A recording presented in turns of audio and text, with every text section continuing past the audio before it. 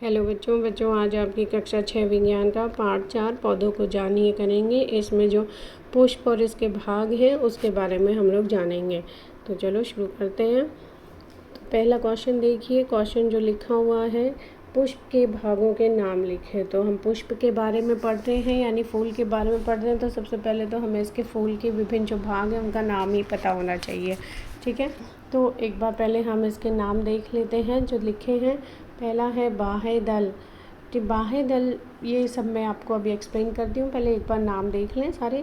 दूसरा है पंखुड़ियाँ, पहला है बाह्यदल, दूसरा पंखुड़ियाँ, फिर तीसरा है पुंकेसर और चौथा है स्त्रीकेसर। ये बिल्कुल मेन जो भाग होते हैं किसी भी फूल में वो हैं, ठीक है। तो अब देखो इस चित्र की सहायता से हम लोग इन सबको जान लेते हैं। पहला लिखा था बाह्यदल। तो बाह्यदल बच्चों ये जो ग्रीन कलर का बाहर की तरफ, ये देखिए, ये आप देख रहे हैं, ये जो ग्रीन कलर के जो पत्तियाँ होती हैं फूल में, इनको बाह्यदल कहा जाता है। क्या कहा जाता है बच्चों? बाह्यदल, ठीक है। ये ग्रीन कलर की होती हैं और ये बाहर की साइड होती हैं, फूल के बिल्कुल नीचे होती हैं, इसलिए इनको बाह्यदल कहा जाता है। इसके बाद ये जो रंग बिरंगी जो आपको फूल की तरफ अट्रैक्ट करती हैं, सबसे ज़्यादा आकर्षित लगती हैं, इनको कहा जाता है पंखुड़ियाँ। ये क्या हैं बच्चों? पंखुड़ियाँ, ठीक है, जो फूल में सबसे ज़्यादा सुंदर दिखती हैं। उसके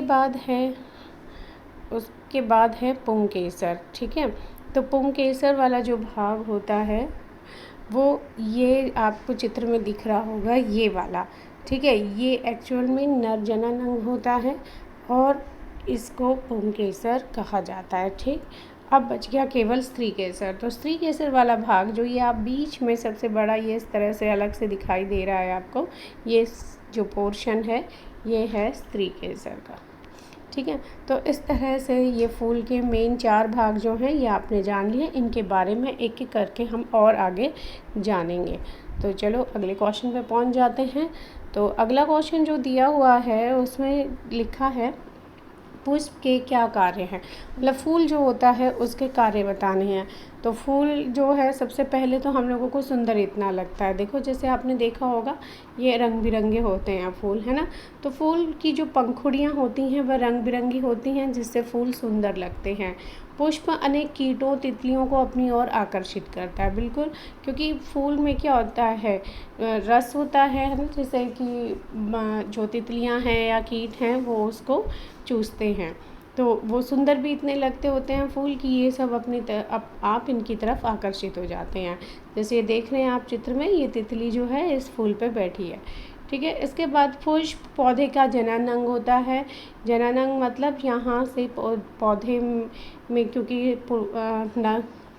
पुंकेसर और स्त्रीकेसर दोनों भाग फूल में होते हैं जो आगे चलकर जनन का कार्य करते हैं, ठीक है। जिससे नया फूल, मतलब बीज होते हैं फूल के अंदर, बीजों से फिर आगे फल बनता है और फिर नया जो आपका पौधा है वो जन्म लेता है, ठीक है। तो इसके बाद हम अगला देखते हैं, पुष्प से ही फल का निर्माण होता है, ठीक। तो इसके बाद नेक्स्ट क्वेश्चन में जो लिखा है, फूल में पंखुड़ियाँ वाले भाग का विवरण लिखें। पंखुड़ियाँ अभी हम लोग पढ़ चुके हैं कि सबसे सुंदर भाग जो होता है फूल का वो पंखुड़ियाँ होती हैं, जैसे आप ये चित्र में देख रहे होंगे। और जब ये सुंदर भाग है तो इसकी तरफ कीट पतंगे जो होते हैं वो इसकी तरफ आकर्षित हो जाते हैं। तो फूल के जो पंखुड़ियों वाला भाग होता है उसकी तरफ विभिन्न जो कीट पतंगे या फिर तितलियां हैं वो आकर्षित होती हैं, ठीक है। तो इसमें का आंसर क्या हो गया? फूल में पंखुड़ियाँ रंग बिरंगी होती हैं, जिससे यह फूल का सबसे सुंदर भाग होता है। यह कीटों को आसानी से अपनी ओर आकर्षित कर लेता है, ठीक। अब नेक्स्ट क्वेश्चन देखते हैं। अगले क्वेश्चन में जो लिखा है, पुष्प में बाह्यदल का क्या कार्य है। तो बाह्यदल अभी हम लोगों ने देखा था, जो ग्रीन कलर का होता है फूल में उसको बाह्यदल कहते हैं, ठीक है। तो जैसे आप इस में देख सकते हैं, ये नीचे ये ग्रीन कलर के जो पत्तियां हैं इनको ही बाह्यदल कहा जाता है। ये यहाँ पर भी आप देख सकते हैं, ये बाह्यदल यहाँ चित्र की सहायता से दिखाया हुआ है, ठीक है। तो अब इसका काम क्या होता है, पहला तो ये दिख रहा है कि ये हरे रंग की है, ठीक है। तो हरे रंग की पत्तियां होती हैं जो कली अवस्था में पुष्प की रक्षा करती हैं। तो देखिए ये आपको कली दिखाई दे रही होगी, क्योंकि कली जब खिली नहीं होती है तो इन हरे रंग की पत्तियों के अंदर ही बंद होती है ना। तो इसलिए यह कली अवस्था में फूल की रक्षा करते हैं। क्या रक्षा करते हैं बच्चों, बाह्य दल, ठीक है। ये बाह्य दल जो है हरे रंग की पत्तियां, ये कली की रक्षा करते हैं, ठीक। तो अब आगे अगला क्वेश्चन जो दिया हुआ है कि पुंकेसर क्या है। पुंकेसर अभी हम लोगों ने पढ़ा था कि पुंकेसर जो होता है वह नर भाग होता है, मतलब पौधे में जो फूल है, फूल का नर वाला जो भाग होता है उसको हम पुंकेसर कहते हैं। और इसमें क्या होते हैं, परागकण। ये परागकण जो होते हैं यही जो हैं किस में पाए जाते हैं, जैसे हम लोग ये संरचना देख रहे हैं, इस तरह से आप देख रहे हैं ये संरचना, और इसमें ये ऊपर जो ये ऐसे स्ट्रक्चर दिख रहा है इसको कहते हैं परागकोश। ये क्या है बच्चों, ये है परागकोश। तो ये जो परागकोश जो होता है इसके अंदर छोटे छोटे बिल्कुल बारीक कण होते हैं जिनको परागकण कहा जाता है। क्या कहा जाता है, परागकण कहा जाता है, ठीक है। तो और जो इसका ये जो ये आप पतला सा ये डंडी तरह से देखेंगे इसको कहा जाता है तंतु, ठीक है।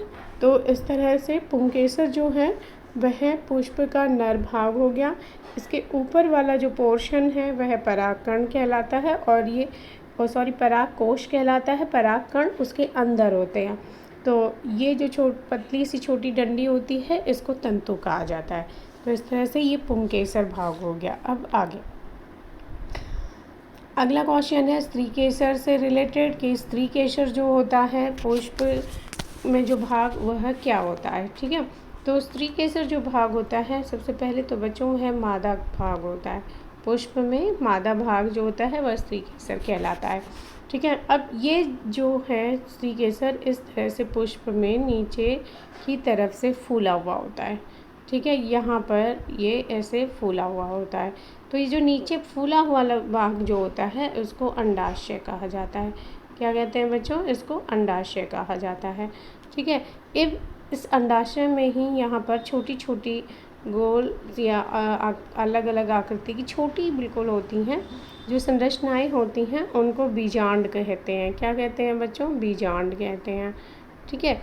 इसके अलावा अगर हम बात करें तो जो स्त्रीकेसर का पूरा भाग जो होता है उसमें यहाँ ऊपर पे ऐसे थोड़ा सा टिप में पोर्शन दिया होता है जो अलग से दिखता है। इस पोर्शन को कहा जाता है व्रतिकाग्र।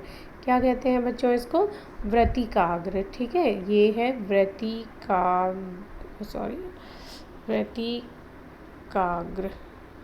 ठीक है, ये व्रतिकाग्र है, ठीक है। और इसमें अब ये जो लंबी डंडी जो होती है जो अंडाशय तक जारी होती है इसको कहा जाता है व्रतिका।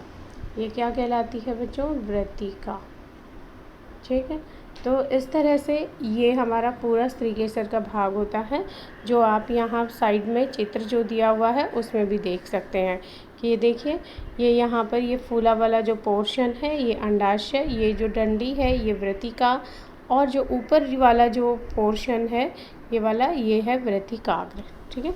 ये पूरा का पूरा क्या है, स्त्रीकेसर का पोर्शन है, ठीक। अब हम आगे बढ़ते हैं। अगला क्वेश्चन, आप सभी बच्चे इन चित्रों को भी ज़रूर अपनी कॉपी में बनाएं ताकि आपको पता रहे कि कौन से भाग का कैसा चित्र है, वो देखने में कैसा लगता है। अब आगे देखते हैं। अगला जो क्वेश्चन दिया हुआ है, पौधे में फल किस भाग से बनता है। तो देखो पौधे में जो फल है वो अंडाशय से निर्मित होता है, जो इस तरह से अभी हम लोगों ने पढ़ा। स्त्रीकेसर में नीचे वाला जो फूला हुआ पोर्शन होता है उसको हम अंडाशय कहते हैं। तो ये जो अंडाशय होता है यही आगे चल के फल का निर्माण करता है, ठीक है। तो इसके बाद अगला जो क्वेश्चन है, पौधे में बीज का निर्माण कैसे होता है। तो बीज के लिए जो अभी हम लोगों ने पढ़ा, इसके बीच में अंडाशय के बीच में यहाँ जो पोर्शन होता है, छोटे छोटे दाने जैसी संरचना, इन्हें बीजांड कहा जाता है। ये बीजांड जो हैं यही आगे चल के बीज का रूप लेते हैं, ठीक है। यहाँ आप ये इसको चित्र की सहायता से भी देख सकते हैं। ये देखिए, ये जो पोर्शन है ये अंडाशय, और इसमें ये छोटी छोटी संरचनाएं जो दिख रही हैं ये हैं बीजांड। ठीक है, तो इस तरह से ये आप समझ गए होंगे। और अब जो है हम देखते हैं कि फूल का जो पूरा चित्र है, एक बार उसे रिवाइज कर लेते हैं, दोहरा लेते हैं कि जो फूल है उसमें क्या क्या होते हैं। तो देखिए, इस चित्र की सहायता से आपको बहुत अच्छे से समझ आ जाएगा। ये जो हरे रंग की पत्तियां जो हमने पढ़ी पुष्प के भाग में, तो ये क्या कहलाती हैं? बाह्य दल। ठीक है, जो बाहर की तरफ होती हैं उनको बाह्य दल कहा जाता है। ठीक है, इसके बाद जो इसकी ये जो रंग बिरंगी जो पत्तियां होती हैं, ठीक है, ये जो दी हुई हैं पिंक कलर में यहाँ दिखाई हुई होती हैं, तो इनको दल लिखा हुआ है। साथ में इनको कहा जाता है पंखुड़ियाँ। ये क्या हैं? पौधे की पंखुड़ियाँ, इनको दलपुंज भी कहा जाता है। ठीक है बच्चों, तो दोनों ही नाम आप लिख सकते हैं। वैसे मेनली आप समझने के लिए इसे पंखुड़ियाँ ही लिखें क्योंकि वो ज़्यादा कॉमन है। ठीक है, तो पंखुड़ियाँ हो गई। इसके बाद जो इसमें ये इस तरह की ये जो संरचना आप देख रहे हैं, जिसके ऊपर ये इस तरह बना हुआ है, ठीक है, हरे रंग की ये संरचना जो है हमारी पुंकेसर। ठीक है, अब इस पुंकेसर को अलग अलग भाग में हमने डिवाइड किया था। तो ये जो इसकी डंडी वाला स्ट्रक्चर है, इसे पूतंतु या केवल आप इसे तंतु भी लिख सकते हैं। क्या है बच्चों? ये तंतु। ठीक है, इसके अलावा इसका जो ऊपर वाला पोर्शन है यह क्या है? परागकोश। ठीक, और इस दोनों को मिला के देखो पुंकेसर यहाँ चित्र में लिखा हुआ है। तो बिल्कुल बहुत अच्छी तरह से ये चित्र बना हुआ है। इसे आप अच्छे से समझकर अपनी कॉपी में ज़रूर बनाएं। तो इसके बाद देखिए, यहाँ ये बीच में ये जो पोर्शन जो दिया हुआ है ये वाला, ये क्या है? स्त्री केसर का भाग है। तो ये देखो यहाँ लिखा हुआ है स्त्री केसर। ठीक है, अब इस स्त्री केसर के विभिन्न भाग जो हैं, जब सबसे ऊपर वाला जो पोर्शन है वह व्रतिकाग्र, बीच में जो ये डंडी पतली सी दिख रही है आपको, ये व्रतिका, और नीचे जो फूला हुआ भाग है ये अंडाशय। ठीक है बच्चों, तो इस तरह से आपने देखा कि ये फूल के विभिन्न भाग हैं, और अंडाशय में यहाँ पर जो छोटे गोल संरचना होती हैं उनको बीजांड कहा जाता है, या फिर यहाँ पर अंड लिखा है वो भी आप कह सकते हैं। ठीक है, तो इस तरह से ये आपका पूरा हो जाता है। तो आप ये चित्र ज़रूर अच्छे से बनाएं और इसको याद भी करें। ठीक है बच्चों, और आपको अगर अच्छा लगा हो तो चैनल को सब्सक्राइब और लाइक और कमेंट ज़रूर कर दें।